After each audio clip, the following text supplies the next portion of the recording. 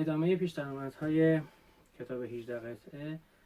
این آهنگ ها از روی این کتاب براتون آماده میشه و اینکه هم با ویولن اجرا شده هم با کمانچه و همه درخواست دوستان بوده، ما متوجه هم کردیم.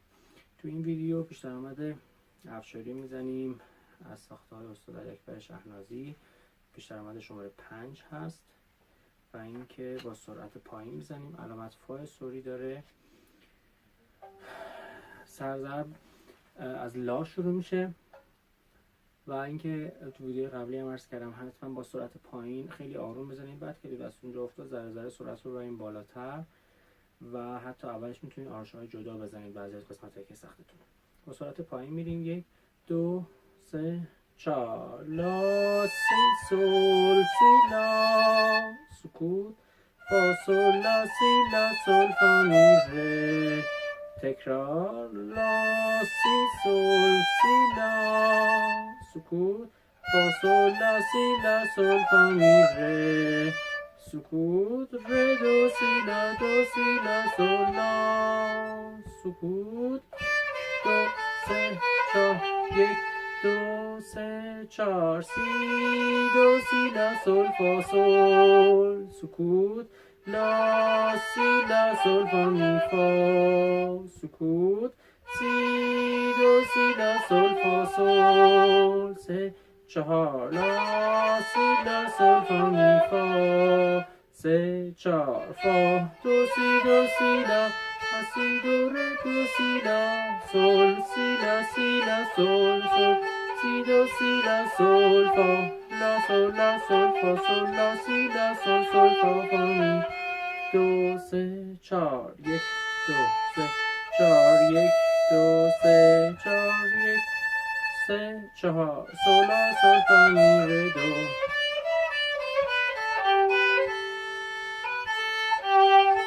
2 3 4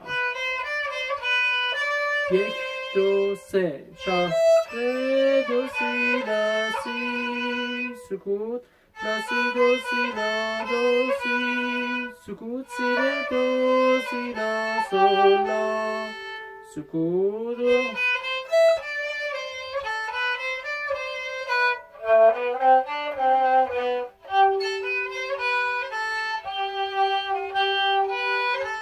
دو سه چهار. تکرار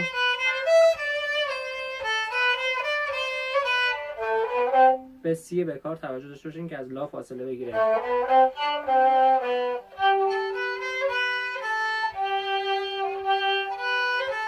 دو سه چهار سی لا سول فا 1 2 3 4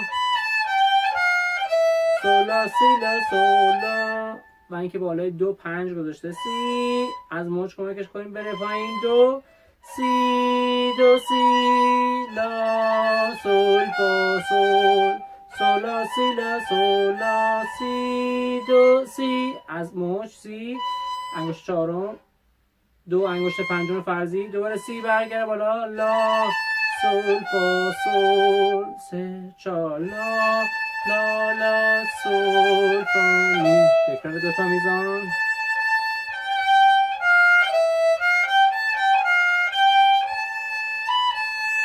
سول فا می فا 2 دیز باشه اینجا. تکرار ره می ره 2 دیز ره 2 3 4. تکرار 2 3 4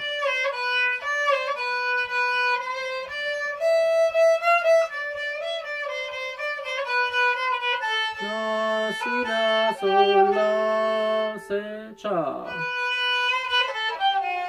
2 3 4 2 3 4 2 دیز استاکاتوی چپ دوباره فا پس شد استاکاتوی چپ اینکه نقطه رفا نقطه زینت رفا حالا با نقطه فا 3 4 2 دوباره دیز 2 3 4 2 به کار میشه دو سه چهار، دو سه چهار ره، دو سی به سول لا، سه چهار، دو سه چهار، سه چهار.